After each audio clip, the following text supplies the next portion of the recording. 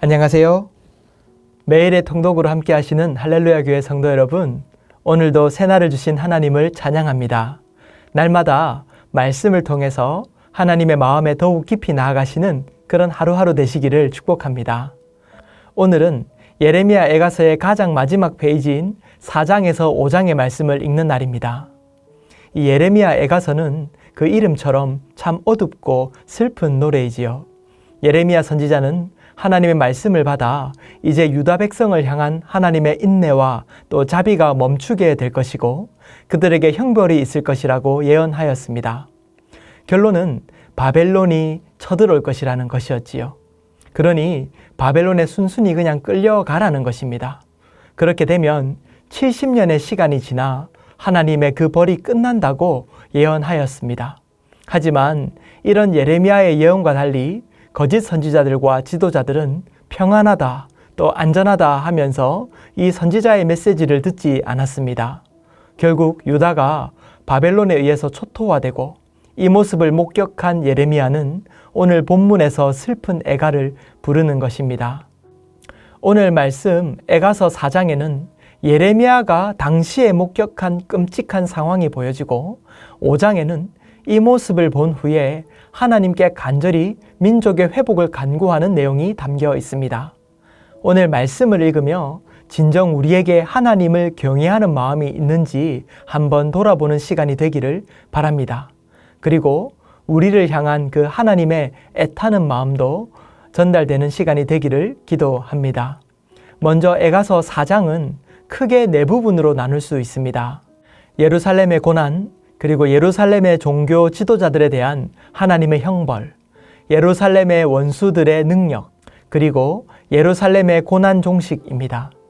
먼저 예레미야가 목격한 예루살렘의 모습을 말씀은 전합니다. 8절 말씀인데요. 이제는 그들의 얼굴이 숯보다 검고 그들의 가죽이 뼈들에 붙어 막대기같이 말랐으니 어느 거리에서든지 알아볼 사람이 없도다. 칼에 죽은 자들이 줄여 죽은 자들보다 나음은 토지 소산이 끊어짐으로 그들은 찔림받은 자들처럼 점점 쇠약하여 가미로다. 딸 내 백성이 멸망할 때에 자비로운 부녀들이 자기들의 손으로 자기들의 자녀들을 삶아 먹었도다. 민족이 전쟁을 겪으면 아이들의 웃음소리가 멈추고 눈물과 서러움의 소리가 길에 넘쳐나게 되지요. 지금 예루살렘의 상황이 그렇습니다.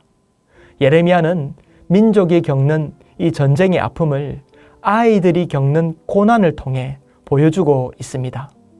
이 본문을 읽으면서 저는 예전에 아프리카를 갔을 때 보았던 아이들이 생각났습니다.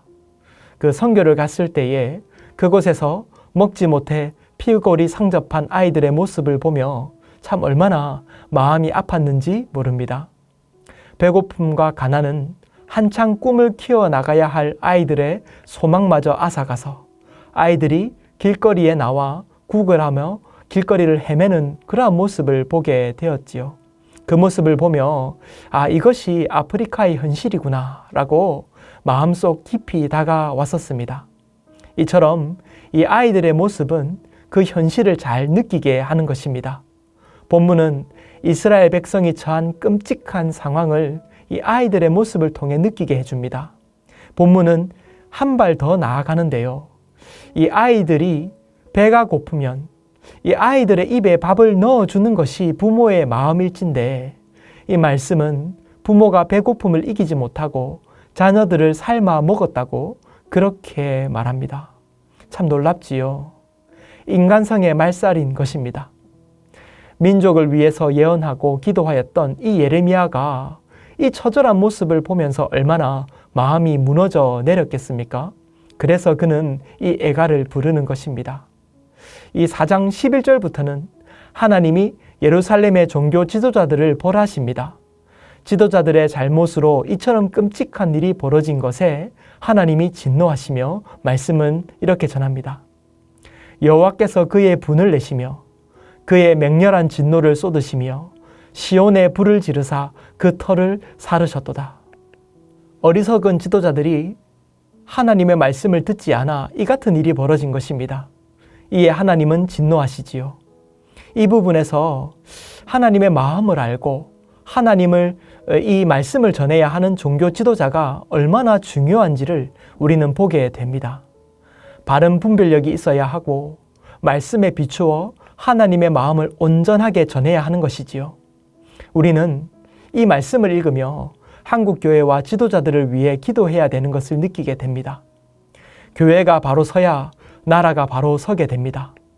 교회가 하나님의 말씀을 온전히 사모하고 깨어서 기도하며 온전하게 복음을 전하는 그러한 사명을 감당할 때에 세상이 소망을 가지고 살게 되는 것입니다.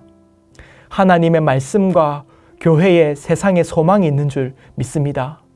그러므로 우리는 진정 깨어서 기도해야 되는 줄 믿습니다. 이어서 17절에는 민족이 행하였던 잘못을 예레미야가 고백합니다. 17절 말씀인데요. 우리가 헛되이 도움을 바람으로 우리의 눈이 상하며 우리를 구원하지 못할 나라를 바라보았도다. 이 바벨론이 쳐들어올 때에 그들은 하나님이 아닌 애굽을 붙들었습니다. 그토록 하나님만을 섬기라 하였건만 결국 마지막 순간에 그 끝에 가서도 그들은 하나님이 아닌 다른 나라의 힘을 의지한 것입니다. 또한 당시의 예루살렘이 이 처한 어려움들을 바라보면서 즐거워하는 나라들이 있었습니다. 예레미야 선지자는 그렇게 비웃는 즐거워하는 그들에게도 하나님의 진노가 임할 것이라고 말씀합니다. 지금은 비록 그들이 형벌을 당하나 이 형벌이 끝나게 되는 것에 위로를 얻게 될 것이라고 맺는 것이지요. 그리고 에가서 5장에서 예레미야는 하나님께 간구합니다. 5장 1절 말씀인데요. 여호와여 우리가 당한 것을 기억하시고 우리가 받은 치욕을 살펴보옵소서. 지금 당하는 이 모습을 보아달라고 하나님께 간구하고 이처럼 끔찍한 일을 저지른 저 바벨론을 주님 손에 맡긴다고 그렇게 기도하는 것입니다. 그리고 진정 원하는 간구가 이어지는데요. 20절과 21절 말씀을 보면 주께서 어찌하여 우리를 영원히 잊으시오며 우리를 이같이 오래 버리시나이까? 여호와여 우리를 주께로 돌이키소서. 그리하시면 우리가 주께로 돌아가겠사오니 우리의 날들을 다시 새롭게 하사 옛적같이 하옵소서. 우리를 주께로 돌이키소서. 그들의 잘못을 인정하고 고백합니다. 그리고 이러한 형벌을 받았다고 말하고 있는 것입니다. 이제는 그들을 새롭게 하여 달라고 이어서 하나님께 진심으로 간구합니다. 하나님께서 그 백성을 찾으셨던 그 옛적과 같이 그들을 어여삐 여겨달라고 간구합니다. 하나님의 선하신 성품을 의지하여 간구하는 것입니다. 사랑하는 성도 여러분, 하나님은 이스라엘 백성을 사랑하셨습니다.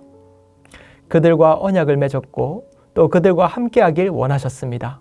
하지만 그들은 하나님과의 언약을 잊어버리고 하나님이 아닌 세상의 우상을 섬겼습니다. 돌아오라고 그들을 향해 외쳤지만 그들은 듣지 않았습니다. 결국 그들에게 형벌이 주어집니다. 하지만 이것은 이스라엘 백성을 망하게 하려는 것이 아니었습니다. 말씀은 전합니다. 신명기서 말씀을 보면 8장 5절 6절에 너는 사람이 그 아들을 징계함 같이 내 하나님 여호와께서 너를 징계하시는 줄 마음에 생각하고 내 하나님 여호와의 명령을 지켜 그의 길을 따라가며 그를 경외할지니라. 이 말씀처럼 우리도 주님 앞에서 삶을 돌아보아야만 합니다. 그리고 하나님의 선하신 성품을 의지하여 기도하여야 할 것입니다. 주님은 우리가 더욱 순결하게 주님 앞에서 살기를 원하십니다.